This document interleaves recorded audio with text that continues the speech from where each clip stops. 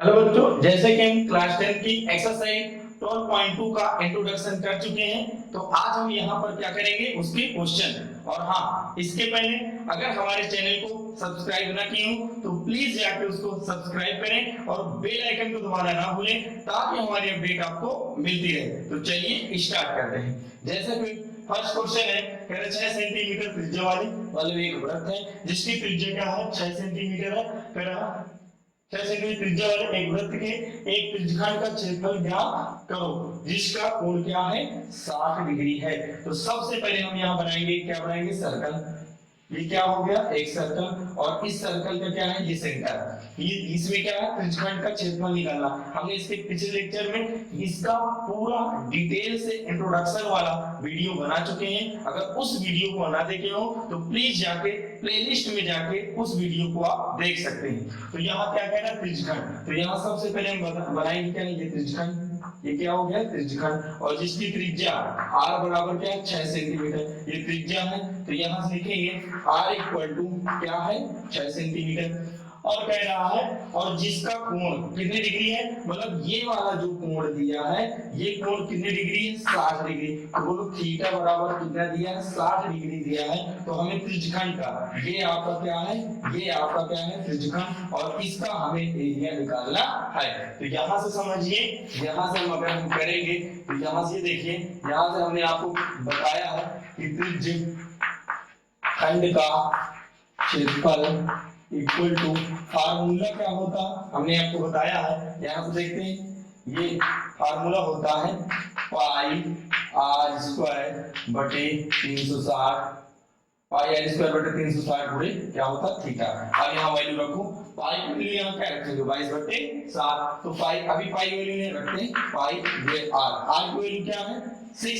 यहाँ क्या है 6 स्क्वायर, तो 6 इंटू 6, और अपान में क्या है 360, और इंटू थीटा, थीटा की वैल्यू क्या है 60। तो यहाँ से क्या आएगा 60 करेंगे, दिस जीरो क्या हो गया कैंसिल, 66 36, और ये क्या हो जाएगा कट जाएगा पूरा। तो यहाँ से क्या बचेगा पाई, और यहाँ से क्या बचा 6, तो ये क्या होगा 6 पाई, और ये क्या त्रिज्यखंड का क्षेत्रफल। हमने आपको बताया था किसी भी चीज का एरिया क्या होता हमेशा स्क्वायर यूनिट में होता है। तो यहाँ से क्या आएगा सेंटीमीटर स्क्वायर।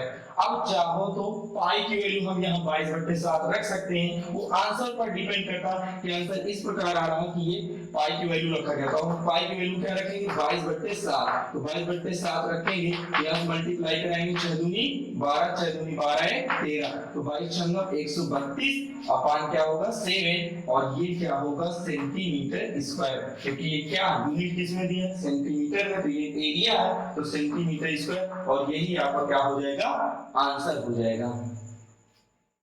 अब जैसे कि यहाँ दूसरा क्वेश्चन है, एक वृत्त के चतुर्थांश, चतुर्थांश को इंग्लिश में बोलते हैं क्वाड्रेंट, क्या बोलते हैं क्वाड्रेंट। तो कह रहे एक वृत्त के चतुर्थांश का क्षेत्रफल ज्ञात कीजिए जिसकी परिधि, परिधि क्या है 22 सेंटीमीटर है, क्या है 22 सेंटीमीटर। तो सबसे पहले हम यहाँ क्या बनाएंगे, एक क्या बनाएंगे सर्कल। अब देखो इसको हम दो तरीके से लगा सकते हैं। एक वृत्त के चतुर्थांश का क्षेत्रफल या फिर जिसकी परिधि क्या है 22 सेंटीमीटर। चतुर्थांश क्या होता है, वृत्त का चतुर्थांश क्या होता है, वृत्त का चौथाई भाग। क्या होता है वृत्त का चौथाई भाग। और आपको पता है यहाँ कितने डिग्री का कोण बनेगा 90 डिग्री, कितने डिग्री कोण बनेगा 90 डिग्री। तो यहाँ कह रहा है वृत्त के चतुर्थांश, और चतुर्थांश दिए मतलब क्वाड्रेंट, चतुर्थांश का मतलब होता है वृत्त का चौथाई भाग। तो ये क्या है वृत्त का चौथाई भाग है। अब आप ये देखिए ये क्या है एक प्रकार का त्रिज्यखंड, ध्यानपूर्वक समझिए। ये जो है ये आपका क्या है एक प्रकार का त्रिज्यखंड बन रहा है, क्या बन रहा है त्रिज्यखंड। तो यहाँ थीटा बराबर क्या होगा आपको पता है, ये थीटा बराबर क्या आएगा, थीटा बराबर आएगा 90 डिग्री। और क्या कह रहा इसकी परिधि, और कह रहे एक वृत्त के चतुर्थांश का क्षेत्रफल ज्ञात कीजिए जिसकी परिधि क्या है 22 सेंटीमीटर, परिधि क्या है 22 सेंटीमीटर। तो यहाँ से ये समझिए, हम यहाँ से देखेंगे, यहाँ से परिधि कितना दिया है, परिधि दिया है, परिधि दिया है 22 सेंटीमीटर। क्या है इस वृत्त की क्या है परिधि दी है, और उस वृत्त की परिधि क्या है 22 सेंटीमीटर, और परिधि का फार्मूला है 2 पाई आर बराबर क्या होता है 22, 2 पाई आर इक्वल टू क्या दिया है इक्वल टू 22। तो आर यहाँ से हम किसकी वैल्यू निकालेंगे, आर की वैल्यू निकालेंगे, तो यहाँ क्या आएगा 2 पाई, और अपान में क्या है यानी ये क्या है 22 बटे क्या होगा 2 पाई। और आपको पता है यहाँ पाई की वैल्यू 22/7 रख दे क्या, ये 22/7। अब ध्यानपूर्वक सुनिए, ये 7 ऊपर जाएगा क्योंकि ये 7 बटे में तो ये 7 ऊपर चला जाएगा, यहाँ से आ जाएगा 22 से 22 कट जाएगा, तो r इक्वल टू क्या आएगा 7/2 सेंटीमीटर। आप समझ सकते हैं कि r की वैल्यू यहाँ से कितनी आएगी, r की वैल्यू आ जाएगी 7/2 सेंटीमीटर आ जाएगी। अब हमको यहाँ से क्या करना है, हमको यहाँ से इसका एरिया निकालना है, किसका, क्वाड्रेंट का, ये वृत्त के चतुर्थांश यानी वृत्त का चतुर्थांश का हमें क्षेत्रफल निकालना है। फिर चतुर्थांश यानी क्वाड्रेंट का क्षेत्रफल निकालेंगे तो एक प्रकार का क्या है, त्रिज्यखंड। तो यहां से निकालेंगे चतुर्थांश का क्षेत्रफल बराबर चतुर्थांश का क्षेत्रफल बराबर, और ये चतुर्थांश क्या है, एक प्रकार का क्या है, त्रिज्यखंड। तो यहां से आएगा पाई r² बटे 360 गुणे थीटा। यहाँ पाई की वैल्यू अभी यही रखना है, पाई r की वैल्यू क्या है 7/2 गुणे 7/2 और बटे में क्या आएगा 360 और गुणे थीटा की वैल्यू क्या है 90। थीटा की वैल्यू क्या है 90। अब यहाँ देखो, यहाँ देखेंगे ये 90 और ये 0 और ये 0 क्या हो जाएगा, कट जाएगा, 9 को क्या आएगा 36। तो यहाँ से आएगा पाई गुणे 7 49 आया। अब देखो ये 2 दूनी 4, ये 4 नीचे आ जाएगा, कहाँ आएगा 4 नीचे, क्योंकि 2 दूनी 4 और बटे में 7 49, ये क्या आएगा 49/4 आएगा। और ये 4 कहाँ आएगा नीचे, यहाँ से क्या करेंगे 4 नीचे ले आएंगे। तो यहाँ से ये समझिए, अब पाई की वैल्यू हम क्या रखेंगे 22/7। यहाँ समझिए पाई की वैल्यू इधर ही देखते हैं, पाई की वैल्यू रखेंगे 22/7 और गुणे क्या 49 कितने से, और बटे में 4 चौको 16, इसको हम काटेंगे 7 7 49। तो यहाँ से आएगा, यहाँ से ये आएगा 22 गुणे 7 7, इसको 22 के साथ गुणा कराएंगे 7 दूनी 14, 7 दूनी 14 1 15, तो 154/16 यही आपका क्या हो जाएगा आंसर। तो आप यहाँ से समझ सकते हैं। अब जैसे कि तीसरा क्वेश्चन है, कह रहे हैं एक घड़ी की मिनट की सुई जिसकी लंबाई क्या है 14 सेंटीमीटर है, कह रहे हैं इस सुई द्वारा 5 मिनट में रचित क्षेत्रफल हमें निकालना है। तो ध्यानपूर्वक इधर समझिए, सबसे पहले हम क्या बनाएंगे, एक सर्कल घड़ी के टाइप में, ये क्या हो गया एक सर्कल हो गया, ये हमने क्या बना दिया एक क्या बनाया सर्कल। और कह रहा है एक घड़ी की मिनट की सुई, ये क्या है सर्कल में क्या है सेंटर। और देखो कह रहे एक घड़ी की मिनट की सुई, मिनट वाली सुई क्या होती है बड़ी होती है, घड़ी कितनी होती है, तो ये मान लो घड़ी की सुई क्या है यहाँ, तो ये समझो कह रहे एक घड़ी की मिनट की सुई जिसकी लंबाई, एक घड़ी है ये इसका क्या है केंद्र, और ये क्या है मिनट वाली सुई है, और कह रहे जिसकी लंबाई क्या है 14 सेंटीमीटर, जिसकी लंबाई क्या है 14 सेंटीमीटर। तो ये क्या करेगी, ये क्या है ये त्रिज्या का काम करेगी, किसका काम करेगी त्रिज्या।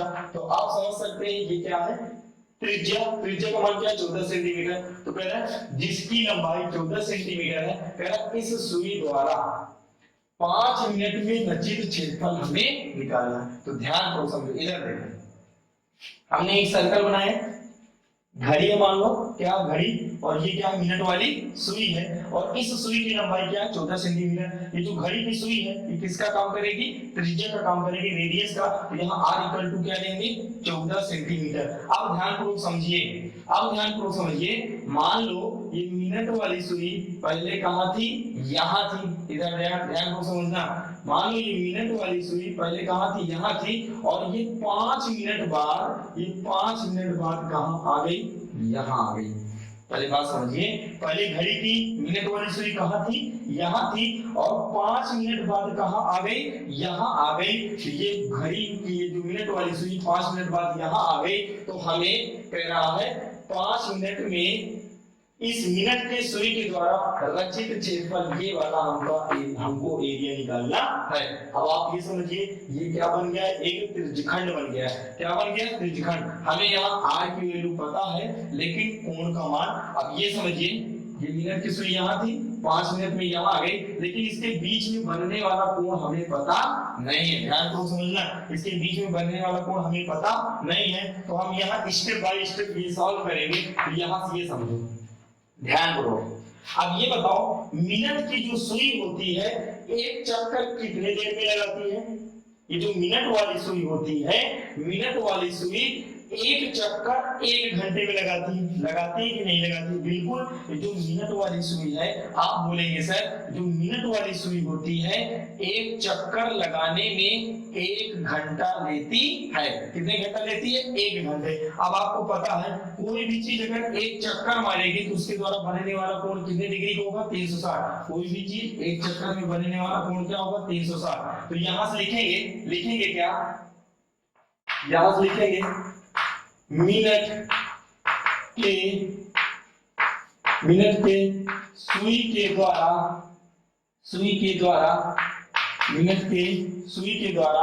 1 घंटे में बना कोण कितना होगा? 360।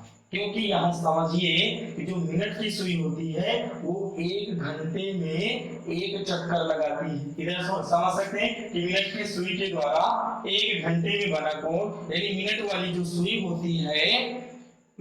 जो सुई होती है 1 घंटे में 1 चक्कर लगाती है, और 1 चक्कर लगाने का मतलब बनता है 360 डिग्री का कोण। तो आप समझिए मिनट की सुई के द्वारा 1 घंटे में वो 1 घंटे में 1 चक्कर लगाती है, मतलब 1 घंटे में वो 360 डिग्री का कोण बनाएगी। तो यहाँ लिखेंगे 1 घंटे में, एक जगह का मतलब होता आवर मींस होता घंटा। 1 घंटे में कितने डिग्री कोण बनेगा? 360। 1 घंटे में कितने डिग्री कोण? 360। और 1 घंटे को हम क्या लिखेंगे? 60 मिनट। क्या लिख सकते हैं? 60 मिनट। 1 घंटे में 360 डिग्री कोण बनेगा। 1 घंटे में कितने मिनट? 300। 1 घंटे में 60 मिनट, तो 60 मिनट में क्या आएगा? 360 डिग्री। तो इसको हम क्या लिखेंगे? 60 गुणे 1 मिनट लिख सकते हैं। बिल्कुल, 60 गुणे 1 मिनट इक्वल टू क्या आएगा? 360 डिग्री। यहाँ से आप समझिए 1 मिनट में कितने डिग्री कोण बनेगा? 1 मिनट में 360 डिग्री बटे क्या आएगा? 60।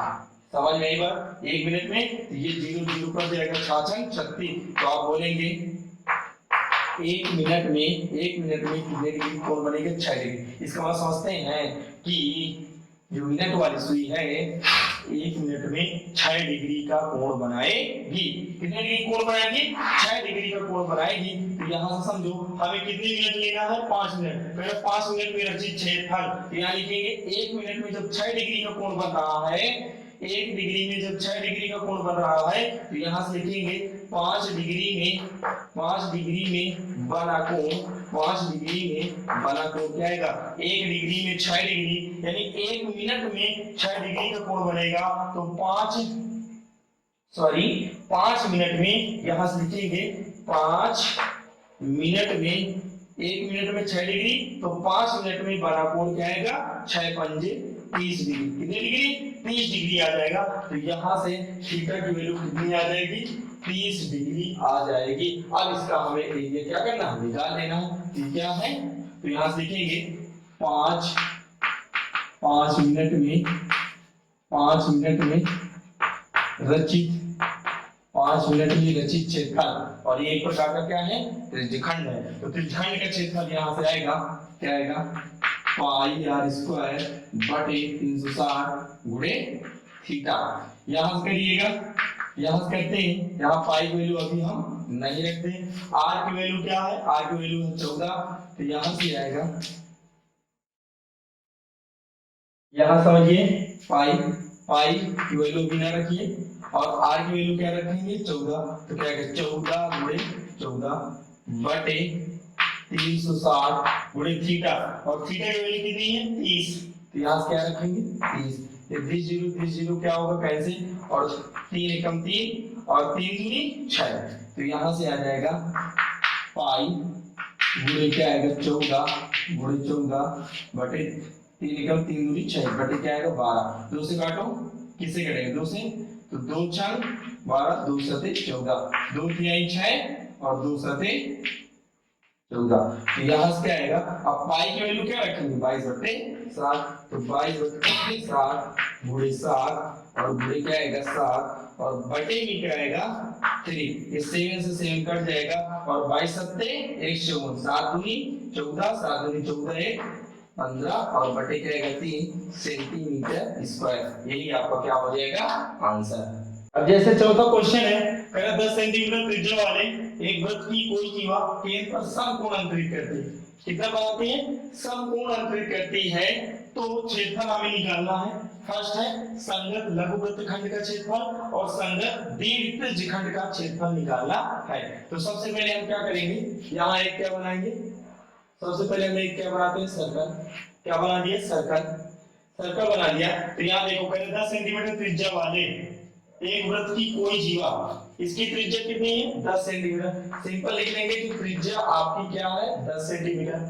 तो 10 सेंटीमीटर त्रिज्या वाले एक वृत्त की कोई जीवा, जीवा की बात किया कोई जीवा, तो हमने आपको पिछले लेक्चर में बताया कि जीवा होती क्या है। हमने माना ये क्या है जीवा, ये क्या है जीवा, कहना जीवा केंद्र पर समकोण अंतरित करती है। अब बोलो ये क्या है, एक जीवा है और ये जीवा केंद्र पर, किसी भी जीव के द्वारा केंद्र पर कैसे कोण बनेगा, ये क्या है इस जीव के द्वारा बना हुआ कोण है। इस जीव के द्वारा केंद्र पर ऐसे ही कोण बनेगा, ये क्या है इस जीव के द्वारा केंद्र पर बना हुआ कोण है। तो कह रहा केंद्र पर कितने डिग्री कोण बनाती है 90 डिग्री। कितने डिग्री का, कोई जीवा केंद्र पर यानी जो केंद्र पर 90 डिग्री यानी समकोण अंतरित करती है। तो हमें क्या निकालना, संगत लघु वृत्तखंड। हमने आपको पिछले लेक्चर में बताया है कि वृत्तखंड आखिर होता क्या है। तो संगत लघु वृत्तखंड, इसको नाम दे देते हैं, ये ए है, ये क्या है बी। आपको पता है त्रिज्या कितनी है 10 सेंटीमीटर और थीटा इक्वल टू क्या होगा 90 डिग्री। थीटा की वैल्यू कितनी है 90 डिग्री। अब यहाँ त्रिज्या कितना दिया है 10, ये 10। हमें कह रहा है संगत लघु वृत्तखंड। फर्स्ट क्या है संगत लघु वृत्तखंड, तो ये है, ये क्या है संगत, ये क्या है ये जो है शेडेड एरिया, ये क्या है संगत लघु वृत्तखंड। क्या है लघु वृत्तखंड, ये आपका क्या है लघु वृत्तखंड। अब यहां समझिए, आप बोलेंगे सर इसका एरिया निकाले कैसे, तो आप बोलेंगे सर पहले ये क्या है, ये आपका क्या है त्रिज्यखंड। ये क्या, ये आपका एक प्रकार का क्या बन रहा है त्रिज्यखंड। समझना ध्यान करो, ये क्या है आपका त्रिज्यखंड। और पहले हमको करना क्या है, पहले हम इसको इस पूरे त्रिज्यखंड का क्या निकालना क्षेत्रफल।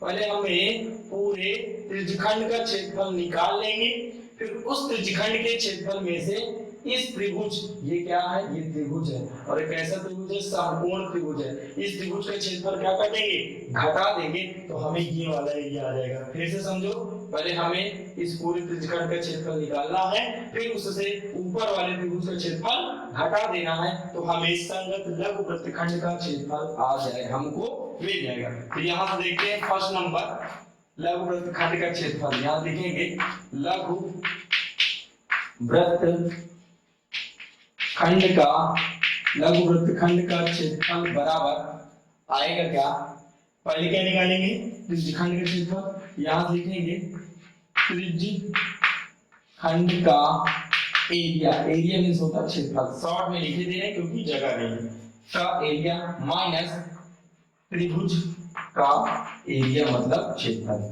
आप देखो ये क्या है त्रिज्यखंड है, तो त्रिज्यखंड का क्षेत्रफल का फार्मूला पाई आर स्क्वायर बटे 360 गुणे थीटा माइनस, आप ध्यान को समझिए ये क्या है, ये एक आपका ऐसे देखो, ये आपका क्या है समकोण त्रिभुज है, ये 90 डिग्री। आपको पता है कि 90 डिग्री के सामने वाली भुजा क्या होती है कर्ण, और ये कितना दिया है 10 और ये क्या दिया है 10।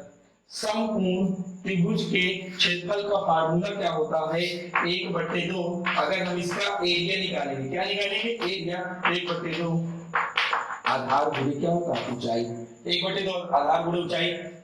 आपको पता है 90 डिग्री सामने वाली भुजा क्या होती है कर्ण, कर्ण तो फिक्स है, और ये दोनों, ये वाली भुजा और ये वाली, ये दोनों भुजाएं जो बच गई हैं, चाहे इनमें से चाहे जिसको आधार मानो चाहे जिसको लघु मानो, इन दोनों में से चाहे जिसको आधार मान लो चाहे जिसको लंब मान लो, तो ये क्या है त्रिभुज का एरिया हो जाएगा 1/2 आधार गुणे क्या हो जाएगी ऊंचाई हो जाएगी।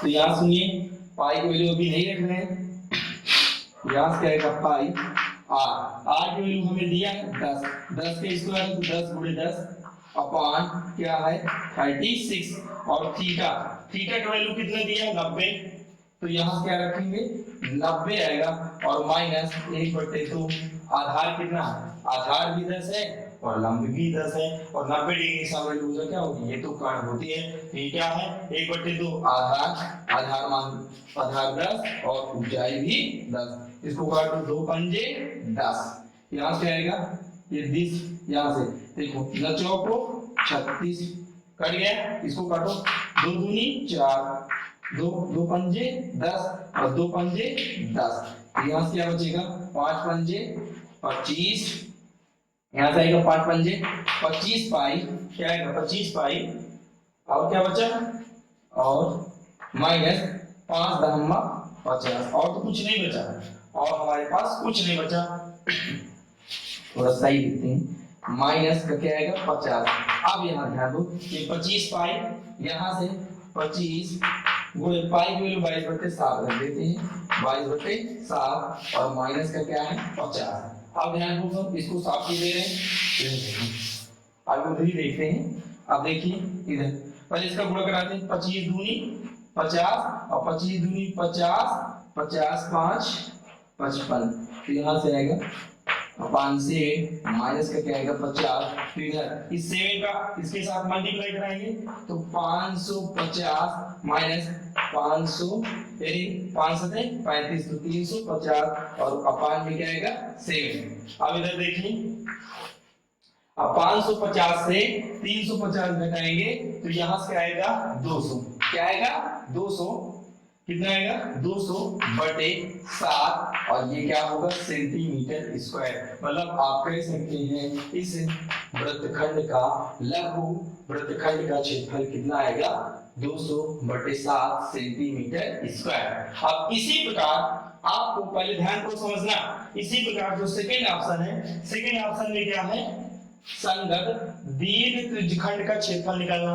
दीर्घ त्रिज्यखंड का क्षेत्रफल ध्यान को समझिए, ये देखो ये क्या है सर्कल हमने बनाया, ये क्या बना दिया सर्कल, और ये क्या